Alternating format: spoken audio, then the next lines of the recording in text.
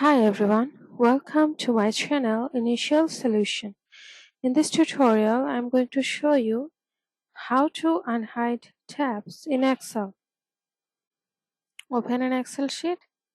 Here you can see from the tabs, the data tab is not shown here.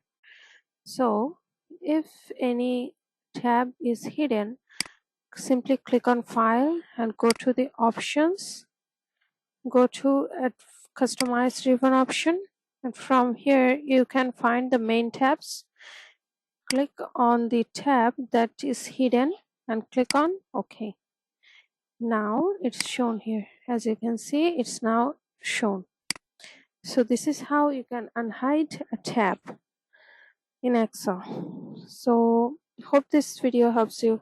If it did, then please like, comment and share this video, subscribe to our channel, and don't forget to press the bell icon to get more useful videos like this. Thanks so much for watching, guys. Bye bye.